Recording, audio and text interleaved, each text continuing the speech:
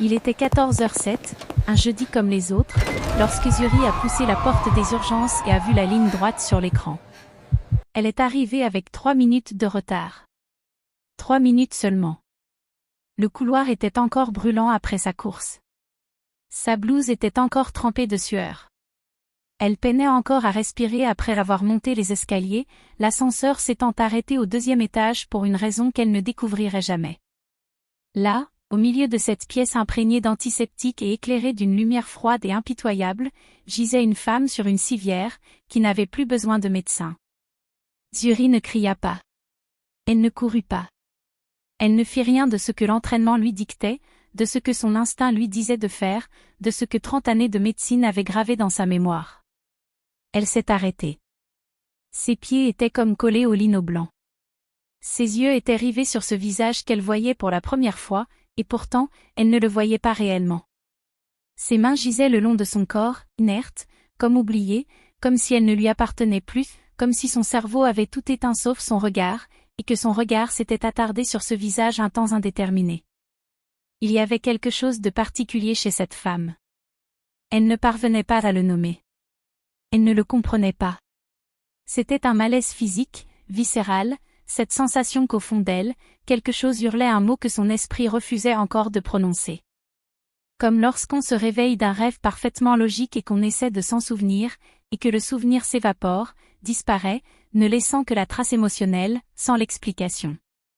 Les autres médecins continuaient de s'affairer. Quelqu'un nota l'heure sur le dossier. Quelqu'un éteignit le moniteur d'un clic sec et définitif. Quelqu'un recouvrit le corps du drap d'un geste machinal, comme quelqu'un qui a l'habitude et qui sait qu'il faut agir vite, car rester planté là à fixer le corps n'est d'aucune utilité. Quelqu'un a appelé Zuri par son nom 2 ou 3 fois avant qu'elle ne cligne des yeux et ne reprenne conscience, comme si elle remontait à la surface après être restée trop longtemps sous l'eau. Elle murmura qu'elle allait bien.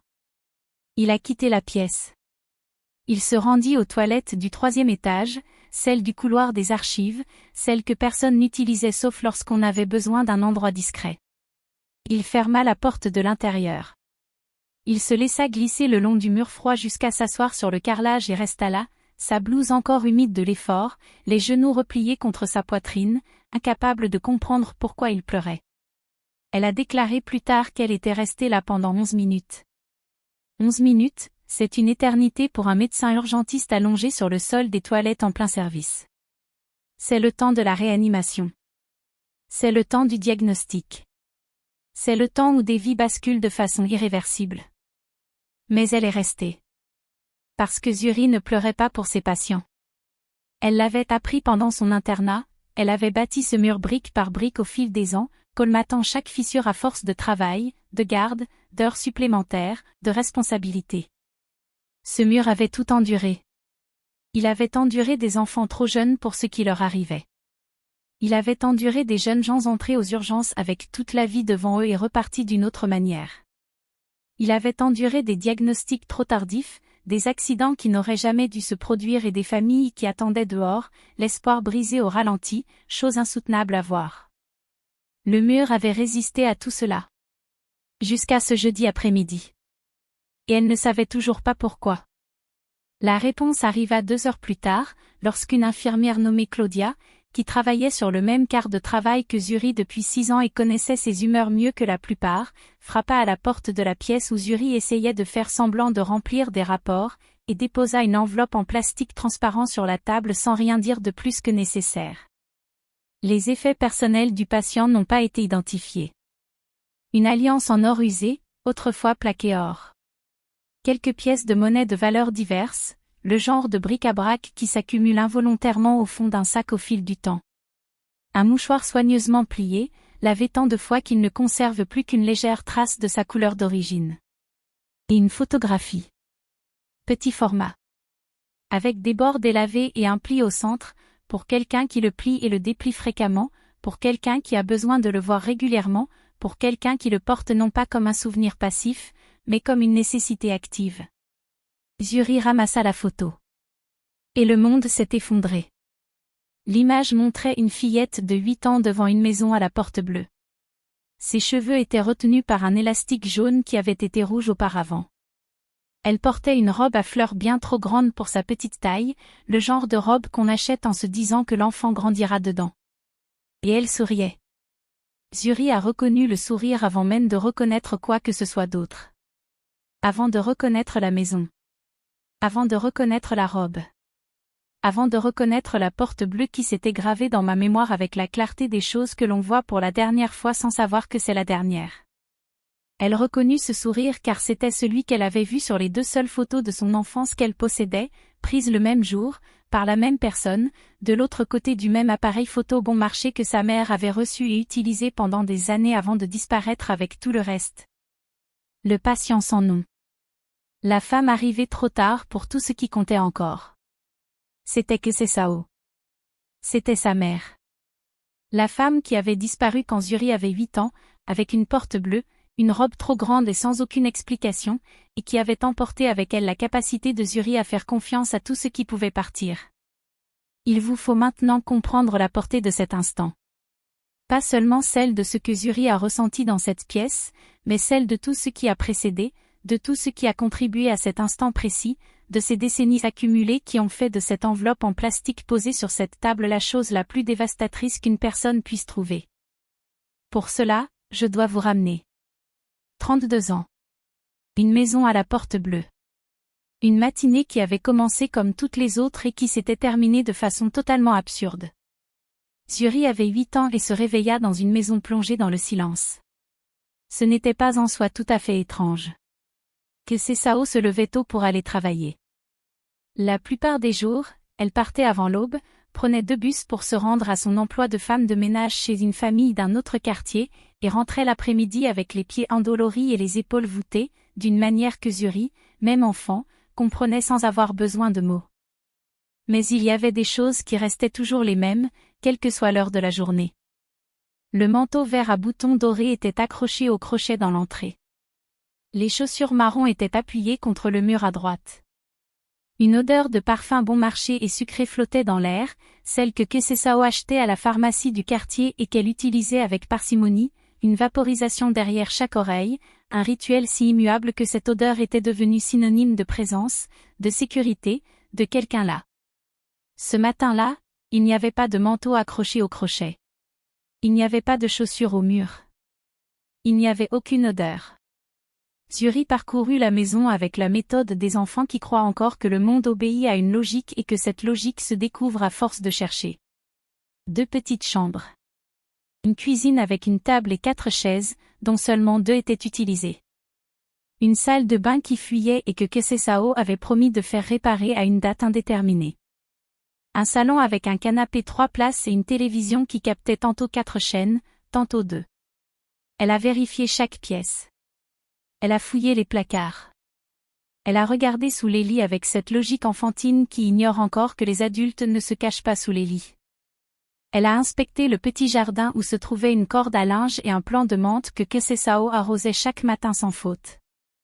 L'étendoir à linge était vide. La menthe était là. Elle alla à la cuisine et ouvrit le réfrigérateur. Il y avait quelques provisions. Pas grand-chose. La quantité qu'on laisse quand on ne pense pas à qui restera, quand le départ est trop soudain pour s'organiser, ou quand on a prévu quelque chose mais sans prévoir de quoi nourrir un enfant de 8 ans pour une durée indéterminée. Zuri ferma le réfrigérateur. Il s'assit dans son fauteuil habituel, celui près de la fenêtre donnant sur la rue, et attendit. Il attendit avec la patience des enfants, quand la peur n'a pas encore cédé la place à la certitude. Quand il subsiste une possibilité, aussi infime soit-elle, qu'une explication existe. Quand le monde peut encore avoir un sens si on lui laisse le temps. Elle attendait que le matin se transforme en après-midi. Il mangeait ce qu'il trouvait, se rationnant sans même s'en rendre compte, avec cet instinct de conservation qui surgit avant même que l'on en ait conscience, lorsque le corps comprend ce que l'esprit refuse encore. Il attendit que l'après-midi cède la place à la nuit. Elle dormait tout habillée, car se déshabiller pour dormir aurait été admettre que la journée était terminée, et la journée ne pouvait pas se terminer ainsi. Son sommeil était agité, par intermittence, et elle se réveillait à chaque bruit dans la rue qui évoquait des pas, une clé, une porte. Il n'y avait pas de clé. Il n'y avait pas de porte. Le 2e jour, une voisine nommée Donna Mère frappa à la porte avant midi. Elle demanda à voir Kesesao, d'un ton particulier, comme si elle connaissait la réponse, mais qu'elle la posait quand même, car demander est plus bienveillant que d'affirmer. Yuri répondit qu'elle était partie tôt. Donna Mère regarda cet enfant de 8 ans, aux vêtements froissés et aux yeux cernés par le manque de sommeil, et son visage trahit ce que font les adultes lorsqu'ils voient chez un enfant quelque chose qu'ils ne devraient pas voir, une brève tension entre la pitié et l'impuissance, et cette question silencieuse, que faire dans cette situation? Elle a marmonné un merci et est partie. Yuri ferma la porte et retourna à sa place près de la fenêtre. Le 3e jour, la faim devint plus forte que l'attente. Elle est partie. Elle frappa à la porte de Donna Eulalia, sa voisine d'en face, une femme d'une 50aine d'années dont le mari retraité, Sir Mendo, passait ses journées sur le perron à lire le journal. Leurs 2 enfants adultes venaient leur rendre visite pendant les vacances, et parfois même pas. Donna Eulalia ouvrit la porte et regarda Yuri sans surprise, comme si elle s'attendait à cette visite. Il lui a demandé si elle avait faim. Yuri a dit oui. Donna Eulalia ouvrit la porte la plus large et dit « Entrez ». C'est tout. Pas de questions supplémentaires. Pas d'interrogatoire discret mais gênant comme ceux que pratiquent les adultes lorsqu'ils veulent comprendre une situation avant de s'y engager. Entrez, allez-y, il y a à manger. Yuri entra. Elle s'assit à la table de la cuisine de Donna Eulalia, où flottaient des effluves d'ail, d'oignons et d'un plat mijoté depuis des heures, et mangea avec la concentration silencieuse de quelqu'un qui a vraiment faim.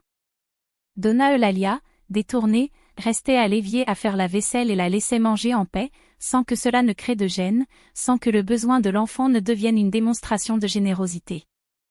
Lorsque Yuri eut terminé, Donna Eulalia se retourna, s'essuya les mains avec le torchon et dit qu'elle pouvait revenir demain si besoin. Voilà comment ça a commencé. Yuri revint le lendemain. Et le surlendemain. Et le jour d'après.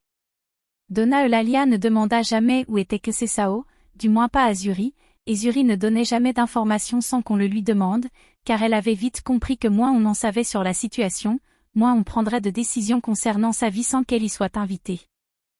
Le 5e jour, Donna Eulalia a appelé le Conseil de protection de l'enfance.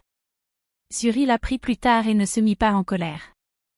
Il comprit, même à 8 ans, que c'était la bonne chose à faire. Que Donna Eulalia avait attendu 5 jours non par négligence, mais par respect, laissant à la disparition de Kesesao le temps de se résoudre d'elle-même avant de déclencher des mécanismes irréversibles. Les mécanismes étaient activés. Et il n'y avait plus de retour en arrière. Le 6e jour, une assistante sociale nommée Fernanda est arrivée. Trop jeune pour le poste, elle affichait cet enthousiasme légèrement anxieux propre à ceux qui croient encore au système si l'on s'y investit pleinement. Elle posait des questions, un bloc-notes à la main.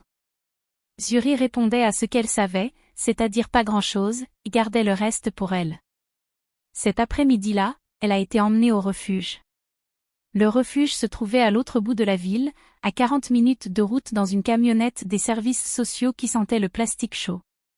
C'était un bâtiment de 2 étages peint en jaune, avec des barreaux aux fenêtres du 1er étage, censé être pour la sécurité mais qui semblait avoir une autre fonction, et un petit jardin devant avec une balançoire et un toboggan en plastique orange. Ce mois-là, le refuge accueillait 23 enfants. Chacun avec son histoire. Chacun avec sa propre façon de porter ce qu'il ne devrait pas avoir à porter. Yuri arriva avec un sac à dos que Fernanda l'avait aidé à préparer dans la maison à la porte bleue. Elle prit des vêtements au hasard, sans trop savoir ce qui était important, faisant parfois des erreurs, parfois non.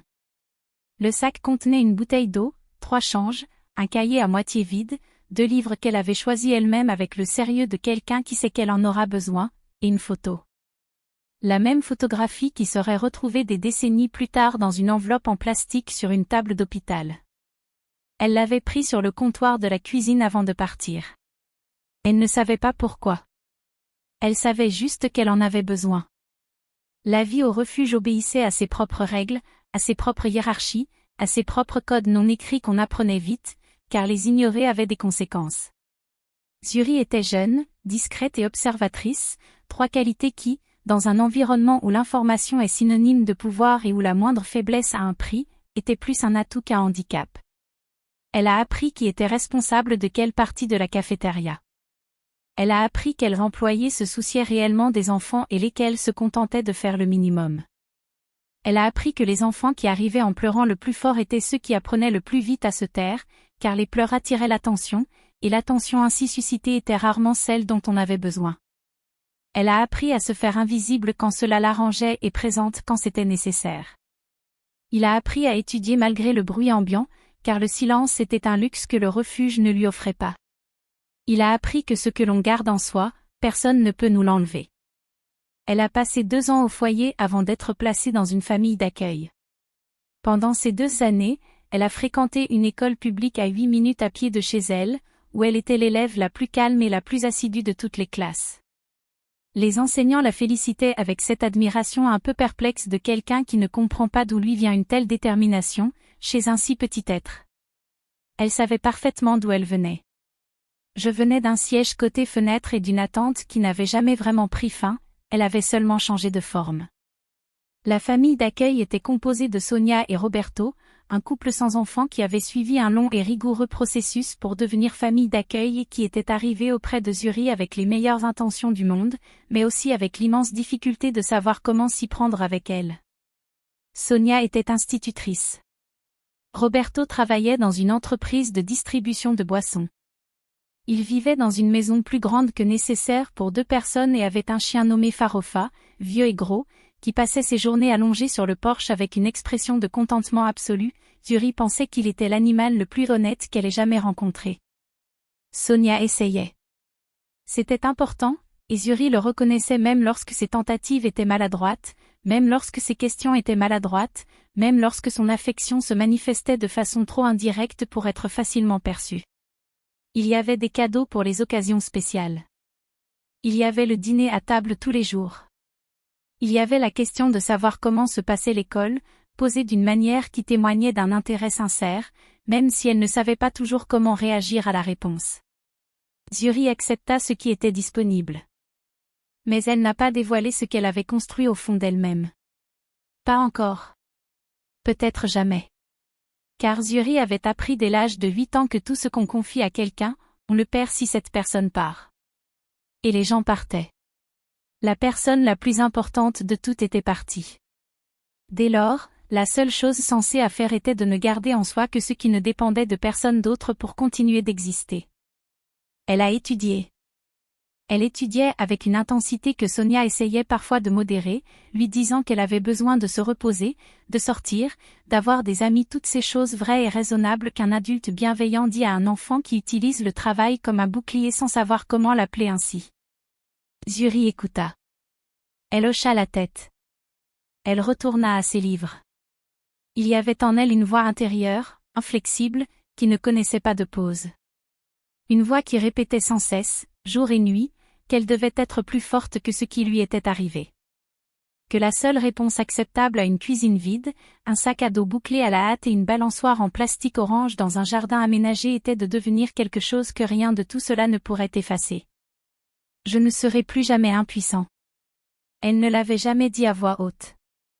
Pourtant, c'était la phrase qui structurait tout le reste. L'axe invisible autour duquel s'articulait chaque décision. C'est dans ce contexte que Priya est apparue. Zuri avait 14 ans. Elle était retournée temporairement au foyer en raison d'un problème administratif dans le processus de placement et s'y trouvait depuis 3 semaines lorsqu'elle a rencontré Priya, qui avait 12 ans et était arrivée 2 jours plus tôt. Priya était différente de tous les autres enfants que Zuri avait rencontrés au refuge les années précédentes, et Zuri en avait rencontré beaucoup. Non pas que son histoire fût plus ou moins difficile, mais parce que Priya possédait une qualité particulière, rare chez quiconque et pratiquement inexistante chez les enfants ayant vécu ce qu'elle avait vécu, elle était pleinement présente à chaque instant. Non pas dans le sens d'une joie forcée. Non pas dans le sens du déni. Dans le sens où, lorsqu'elle vous regardait, son regard était sincère. Lorsqu'elle vous demandait comment vous alliez, elle voulait vraiment le savoir. Lorsqu'elle riait, son rire était authentique, et non pas un rire appris par obligation. Zuri n'était pas du genre à se faire des amis. Elle avait appris que les amitiés étaient des investissements dans des personnes susceptibles de partir, et elle avait décidé de ne pas trop s'encombrer de ces relations. Mais Priya rendait cette stratégie impossible à maintenir, car elle n'avait pas demandé à faire partie du groupe. Elle était simplement là, comme le soleil est simplement là, et on peut choisir de ne pas aimer le soleil, mais on ne peut pas faire comme s'il n'existait pas. Ils devinrent inséparables. Et puis, un après-midi de juillet, avec cette chaleur si particulière qui nous touche si personnellement, Priya a eu une crise respiratoire. La toux persistante, celle-là même pour laquelle le personnel du refuge avait déjà consulté un médecin mais qui revenait sans cesse, se transforma soudain. Une sensation d'essoufflement apparut. Les lèvres prirent une teinte légèrement bleutée. Le regard se fixa intensément, signe que le corps privilégiait la respiration avant tout. Zuri appela l'employé de service avant même de comprendre pleinement ce qu'elle voyait. Quelque chose en elle, une sorte d'intuition qu'elle ne saurait nommer avant longtemps, lui fit comprendre que ce qui arrivait à Priya était urgent avant même que cela ne devienne évident pour les autres. Priya a été emmenée en ambulance. Et Zuri resta en arrière. Elle ne pouvait pas y aller. Ce n'était pas sa famille. Le système qui avait arraché Zuri à une maison vide pour la placer dans un centre d'accueil était le même qui, à présent, lui interdisait d'accompagner la seule personne au monde avec qui elle avait noué une véritable relation. Le lendemain, elle est allée à l'école en portant ce poids. Et il est retourné à l'hôpital après l'école. Il s'assit sur le banc métallique devant l'entrée principale. Il resta jusqu'à ce que le gardien annonce la fin des visites. Il revint le lendemain. Et le surlendemain. Il envoyait des messages par l'intermédiaire de l'infirmière qui la prenait en pitié, une femme d'une trentaine d'années aux cheveux courts qui, après avoir vu Zuri sur le même banc 3 jours de suite, avait commencé à prendre des nouvelles de Priya plus souvent que le protocole ne l'exigeait et à lui glisser des petits mots en partant, disant qu'elle était stable, qu'elle avait mangé, qu'elle avait dormi. Zuri a conservé chaque billet. Priya a été hospitalisée pendant 22 jours. Zuri est resté sur le banc pendant 22 jours. Et il est ressorti de ces 3 semaines méconnaissables d'une manière particulière, avec une clarté qu'il n'avait jamais eue auparavant. Comme lorsqu'on nettoie soudainement une vitre dépolie et que ce qui était toujours caché derrière devient soudainement clair, non pas nouveau, mais enfin visible. Elle avait remarqué chez les médecins une démarche particulière dans les couloirs de l'hôpital. Non pas l'arrogance, comme on l'imagine souvent à leur sujet, mais autre chose. C'était la sérénité de quelqu'un qui sait exactement où il va et pourquoi. De quelqu'un qui détient littéralement entre ses mains le savoir qui peut faire la différence entre la vie et la mort. J'avais vu le médecin rentrer dans la chambre de Priya et, d'un geste rapide et précis, lui permettre de mieux respirer en 3 minutes. 3 minutes. Ce même laps de temps qui, un jour, allait tout décider. Zuri a repensé à ces 3 minutes pendant des semaines. Le pouvoir spécifique de ce savoir. Non pas le pouvoir de commander. Non pas le pouvoir d'avoir plus d'argent, plus de statut ou quoi que ce soit d'autre que le monde recherche généralement. Le pouvoir d'entrer dans une pièce et de savoir quoi faire quand l'ignorance n'a pas sa place. Le pouvoir d'être, à cet instant précis, ce qui fait la différence. Elle le voulait. Pas de façon vague, pas de cette manière imprécise dont on dit « je veux être médecin », à 14 ans en trouvant le métier magnifique. Elle le voulait d'une manière presque physique, une certitude qui occupait sa poitrine avec la solidité des choses réelles. Et la voix qui disait que je ne serais plus jamais impuissant à trouver pour la première fois une direction concrète. Zuri allait devenir médecin. Et à partir de ce jour-là, tout ce qu'elle a fait l'a été pour cette raison. Dit comme ça pourrait paraître simple. Ça pourrait ressembler à ce que racontent les histoires de dépassement de l'adversité, comme si la détermination suffisait, comme si le simple fait de vouloir quelque chose suffisait à l'obtenir. Ça ne marche pas comme ça. La détermination est importante. Avoir des aspirations est important.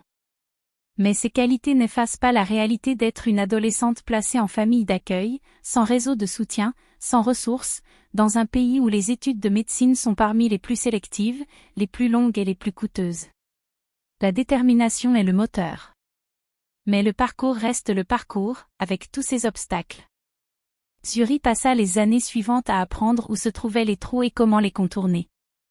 Elle a appris que les bourses existent, mais qu'il faut les trouver, et que les trouver exigent des recherches, lesquelles prennent du temps. Or, Le temps est la ressource la plus précieuse lorsqu'il faut travailler pour subvenir à ses besoins essentiels tout en étudiant pour réussir les examens les plus difficiles. Elle a appris à mener de front ces 3 tâches avec une efficacité qui dépassait la simple discipline et atteignait un niveau que seuls ceux qui n'ont pas d'autre choix connaissent. Elle a travaillé 2 ans dans une pharmacie tout en préparant ses examens d'entrée à l'université. Pas le genre de pharmacie où l'on rêve de travailler quand on est jeune. La pharmacie de quartier où l'on commence à 6 heures du matin et où l'on finit à 2 heures de l'après-midi, et où l'on passe 8 heures debout sur un sol en céramique froid à servir des clients avec des ordonnances manuscrites illisibles et à apprendre, sans s'en rendre compte, plus de choses sur les médicaments que la plupart des gens n'en apprennent en un semestre à l'université. Elle a réussi l'examen d'entrée à l'université à sa 2e tentative. La première fois, elle a raté son admission en médecine de 4 points seulement et a dû patienter des semaines pour une nouvelle répartition des places, jusqu'à ce que la liste soit close sans elle. Ce fut l'un des jours les plus difficiles de sa vie, non pas parce qu'elle était certaine de ne pas retenter sa chance, mais parce qu'elle savait qu'une nouvelle tentative signifiait une année supplémentaire, et qu'une année de plus avait un coût qu'elle devait évaluer. Elle l'a calculé. Cela a coûté. L'année suivante, elle s'est imposée avec une avance plus confortable. Pas assez confortable pour se reposer sur ses lauriers, mais suffisamment pour s'installer durablement. Les études de médecine sont un long processus. 6 ans minimum, suivi de l'internat, qui dure au moins 2 ans supplémentaires selon la spécialité, et qui constitue essentiellement un autre type de formation où l'apprentissage se fait en temps réel avec de vrais patients, sans le filet de sécurité que la théorie précédente laissait entrevoir. Zuri a parcouru tout le trajet sans prendre de raccourcis. Non pas par manque d'opportunités, mais parce qu'elle avait appris que les raccourcis ont un prix, et qu'elle ne pouvait se permettre de payer pour un savoir incomplet à une époque où l'ignorance tue. La période de ses études fut celle où elle dormait moins que de raison. Par pure curiosité morbide, elle avait un jour calculé le nombre d'heures de sommeil accumulées pendant son stage, et le résultat était si inquiétant qu'elle décida de ne pas recommencer. Il y avait des collègues qui étudiaient en groupe, qui prenaient leurs repas ensemble, qui avaient une vie sociale que la médecine concurrence sans toutefois la surpasser complètement. Zuri étudiait seule, la plupart du temps. Non pas à cause de difficultés sociales, mais parce qu'elle avait appris que la solitude était son état le plus efficace, que le silence était l'environnement où sa pensée fonctionnait le mieux, et que le temps passé en interaction inutile était du temps soustrait à d'autres domaines où il aurait été utile. Il y avait des amitiés. Zuri en était capable. Mais c'étaient des amitiés tissées avec la précision de quelqu'un qui sait ce qu'elles peuvent apporter et ce qu'elles doivent préserver. Des amitiés qui respectaient son besoin d'espace sans qu'elle ait à le demander. Le programme de résidence a constitué un tournant d'un autre ordre. Jusque-là, la médecine reposait essentiellement sur le savoir. L'accumulation. La préparation. L'internat était le lieu où le savoir se confrontait à la réalité, et la réalité était bien plus complexe que n'importe quelle simulation ne l'avait laissé entendre. Car en théorie, les patients sont des cas cliniques avec des variables organisées et des réponses qui s'inscrivent dans des schémas appris. En pratique, les patients sont des personnes avec des histoires qui ne correspondent pas au dossier médical, des corps qui ignorent les schémas étudiés, des familles qui arrivent au pire moment avec des questions qui restent sans réponse, des vies entières qui les poussent dans la mauvaise direction, tandis que vous essayez de faire ce que vous savez avec ce que vous avez dans le temps qu'il vous reste. La première fois que Zuri a perdu un patient durant son internat, il avait 43 ans et avait été admis pour une douleur thoracique à 23 heures un vendredi soir. Elle avait pourtant fait tout ce qu'il fallait. Le protocole était respecté. Le moment était opportun. L'équipe avait bien réagi. Mais parfois, le cœur en décide autrement, et c'est une réalité de la médecine à laquelle aucun livre ne peut vraiment vous préparer. Ce matin-là, elle quitta l'hôpital, marcha 6 pâtés de maison sans but précis, entra dans une boulangerie qui venait d'ouvrir, commanda un café noir sans sucre et s'assit à une table au fond. Elle fixa la tasse pendant 43 minutes, une pour chaque année de la vie de cet homme, sans faire le parallèle avant bien plus tard. Puis il se leva. Il paya. Il retourna chez lui. Le service est terminé. Le chef de résidence, un homme d'une 50aine d'années nommé Dr Elio, qui avait tout vu en situation d'urgence et qui avait développé, face à cela, une tendresse affectueuse qui était sa façon de prendre soin des autres, lui avait dit ce matin-là qu'elle avait le sang-froid qu'il fallait pour une situation d'urgence. Elle ne l'a pas corrigé. Mais elle savait que « froideur » n'était pas le mot juste. La froideur suggère une absence de sentiment. Ce que Zuri possédait était bien plus subtil et précieux que la froideur, la capacité de ressentir pleinement et d'agir malgré tout. De maintenir une distance suffisante entre la douleur et l'action pour que cette dernière ne soit pas compromise par la première. Elle avait appris cela à l'âge de 8 ans. Elle avait été perfectionnée pendant 3 décennies. Et elle était parvenue à un point où elle croyait sincèrement avoir trouvé l'équilibre. Qu'elle avait bâti en elle une structure capable de résister à tout ce que le travail lui réservait. Ce qu'elle ignorait, c'est que l'architecture avait été construite autour d'une hypothèse centrale qui n'avait jamais été vérifiée. L'hypothèse que sa mère était partie et n'avait plus jamais été là. L'histoire s'était terminée ce matin-là avec la porte bleue, la cuisine vide et la gomme jaune dans les cheveux d'une enfant de 8 ans. Qu'il n'y avait plus rien à découvrir, plus rien à recevoir, plus rien à traiter à ce sujet. L'hypothèse était erronée. Et l'enveloppe en plastique sur la table d'hôpital était la façon dont l'univers nous le démontrait. Claudia est revenue 1 heure plus tard avec davantage d'informations. La femme a finalement été identifiée grâce à une base de données de personnes disparues. Kese Sao, âgée de 61 ans, était sans domicile fixe depuis au moins 2 ans et avait été hospitalisée à plusieurs reprises dans différents hôpitaux de la ville pour diverses raisons au cours des 5 dernières années. Une procédure était en cours auprès des services sociaux d'un autre quartier, à l'initiative de Kese Sao elle-même, qui cherchait de l'aide pour retrouver une fille dont elle était séparée depuis des décennies. Zuri a lu le rapport. Il l'a lu 2 fois. Il y avait des passages qu'elle devait lire 3 fois parce qu'elle avait du mal à en saisir le sens, non pas par manque d'intelligence, mais par résistance excessive, car le cerveau possède des mécanismes de protection et ces mécanismes travaillent intensément lorsque l'information est du type qui bouleverse la structure de toutes ses croyances. Kese Sao la cherchait. Depuis des années. Il avait officiellement entamé les recherches. Il avait transmis des informations aux services sociaux.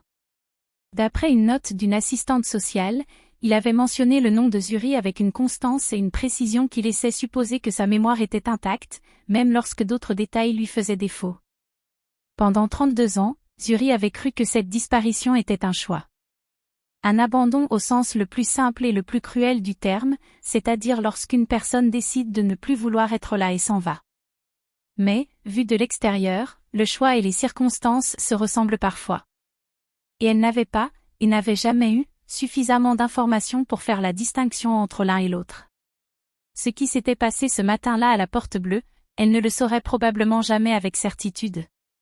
Ce qui s'était passé ensuite, cette femme qui avait gardé une photo dans son portefeuille pendant des décennies, qui avait sollicité l'aide des services sociaux et qui avait murmuré un nom avant de perdre connaissance sur une place inconnue, ça, elle le savait. Cela a suffi à anéantir 32 ans d'une version de l'histoire. Il ne suffisait pas d'en construire un autre à sa place. Voilà le genre de situation que les manuels de psychologie décrivent en longs chapitres, et que la vie nous offre sous forme d'enveloppes en plastique transparent sur les tables d'hôpital, un jeudi après-midi à 4 heures. Zuri est resté dans la chambre jusqu'à la fin de son service. Il travaillait. Il voyait des patients. Il prenait des décisions. Il faisait ce qu'il savait faire avec les mains qu'il avait. Puis il est rentré chez lui. Son appartement, une pièce à vivre au 5e étage d'un immeuble sans ascenseur, avait été choisi pour son emplacement et conservé par inertie, ces gens qui ne voient aucune raison valable de déménager quand leur logement leur convient. C'était un appartement qui reflétait parfaitement ses occupants, des livres partout, des surfaces impeccables, aucun objet superflu, une cuisine servant à préparer le café et à réchauffer les déjeuners, et guère plus. Elle a préparé du thé. Il s'assit à la table de la cuisine. Et elle resta là, la tasse refroidissant devant elle, la photo à côté de la tasse, sans aucune explication. Cela resta ainsi pendant des heures. Ne pas pleurer. Ne pas penser de façon linéaire. Simplement exister dans cet espace, le laisser avoir la taille qu'il avait sans essayer de le réduire à quelque chose de gérable. Certaines choses échappent à notre contrôle. Certaines choses ont tout simplement besoin d'espace. Peu avant l'aube, elle pensa à Priya. Je n'avais pas prévu de penser à Priya. Priya avait refait surface comme le font parfois les souvenirs importants, sans prévenir, avec la clarté de quelque chose qui attendait le bon moment pour devenir pertinent. Elle repensa au banc métallique devant l'hôpital. Aux 22 jours. Aux mots de l'infirmière. À cet amour d'enfance qui n'avait pas demandé si Priya méritait d'être aimée avant d'aimer, qui n'avait pas évalué les risques avant de se soucier d'elle, qui avait simplement décidé que cette personne comptait et était restée sur ce banc métallique pendant 22 jours parce que c'était tout ce qu'elle pouvait faire. Il pensait que sa mère avait peut-être ressenti quelque chose de similaire. Pas identique. Ce n'est pas justifiable. Mais semblable en ce sens que l'amour et l'échec peuvent coexister chez une même personne sans que l'un annule l'autre. Qu'une femme ait pu quitter une maison à la porte bleue pour des raisons qu'un enfant de 8 ans ne saurait comprendre, et qu'en même temps elle ait passé des décennies à porter le poids de ce fardeau, à chercher sans trouver, et à continuer malgré tout à chercher. L'abandon peut avoir une histoire intérieure qui n'atteindra jamais la personne abandonnée. Ça n'a rien résolu. Elle n'a rendu aucun jour. Elle n'a comblé aucun vide. Elle n'a pas répondu à la question qui la hantait depuis l'âge de 8 ans, et à laquelle elle avait provisoirement répondu par « C'est parce que tu ne voulais pas rester, parce qu'il était plus facile de partir, parce que je n'étais pas assez bien pour te retenir. » Mais cela a soulevé la possibilité que la réponse provisoire soit incomplète. Une réponse incomplète est différente d'une réponse fausse. C'est un point de départ. Le soleil inondait la cuisine à flots avant même qu'elle ne se lève de sa chaise. Elle s'était endormie là, la tête penchée sur le côté, la tasse de thé froide intacte, la photo toujours sur la table. Elle se réveilla avec une douleur à la nuque et la sensation particulière d'une fatigue persistante que le sommeil n'avait pas apaisée, une fatigue différente de la fatigue ordinaire car elle était plus profonde et ne disparaissait pas avec le café. Elle alla à la salle de bain. Elle se lava le visage à l'eau froide. Elle se regarda longuement dans le miroir pour s'assurer qu'elle était entière, que chaque morceau était à sa place, même si certains semblaient avoir été malmenés. Il buvait du café. Il prit la photographie sur la table et la contempla une dernière fois. Une fillette de 8 ans devant une porte bleue. Elle glissa la photographie dans la poche de la blouse de laboratoire qui était accrochée à la chaise. Puis il prit sa blouse de laboratoire. Il la mit là. Et il alla travailler. L'hôpital était aussi animé que d'habitude. Les urgences étaient aussi animées que d'habitude. Il y avait la queue. On sentait l'urgence. On retrouvait cette atmosphère familière de chaos organisé qui, pendant de nombreuses années, avait été ce qui ressemblait le plus à un foyer pour elle. Zuri s'arrêta un instant à l'entrée. Il regarda le bâtiment. Elle pensait être arrivée là-bas chargée d'un passé qui avait façonné tout son être, y compris les aspects qu'elle croyait sans lien avec ce matin d'il y a 32 ans. Sa façon d'étudier. Sa façon de travailler. Sa façon de garder ses distances et le fait qu'elle soit restée assise sur ce banc métallique pendant 22 jours, alors que c'était la seule chose qu'elle pouvait faire. Tout avait commencé dans une cuisine vide. Tout était né d'une absence qui n'avait jamais demandé la permission d'entrer, et qui était restée et était devenue, involontairement et sans permission, le fondement de tout le reste. Que Sao avait fait cela sans le savoir. Sans le vouloir. Sans se douter que la jeune fille restée sur place transformerait sa douleur en une force qui la soutiendrait pendant des décennies. Qu'elle resterait assise sur les bancs métalliques d'autres hôpitaux. Qu'elle étudierait à la lampe torche sous sa couverture. Qu'elle perdrait 4 points à l'examen d'entrée à l'université et reviendrait l'année suivante.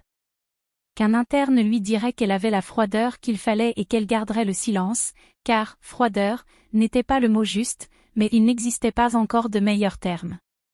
Parfois, ce qui nous forme le plus dans la vie n'est pas ce que l'on nous a donné.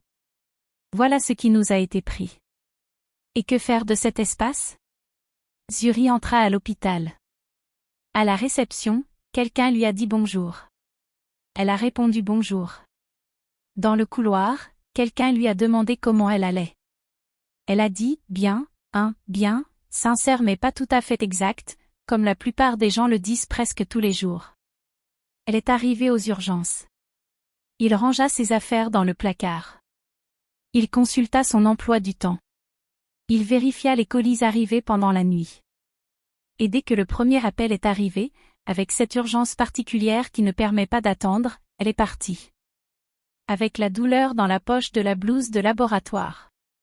Avec la photo dans la poche de sa blouse de laboratoire. La question reste sans réponse, la main ferme en même temps. Parce que c'est comme ça que ça a commencé. Et ça continue comme ça. Zuri est parti. Si ce récit vous a touché, abonnez-vous à la chaîne. Car chaque histoire que nous racontons ici est inspirée d'une vie authentique. Et chaque vie authentique mérite d'être entendue par quelqu'un qui ne partira pas avant la fin.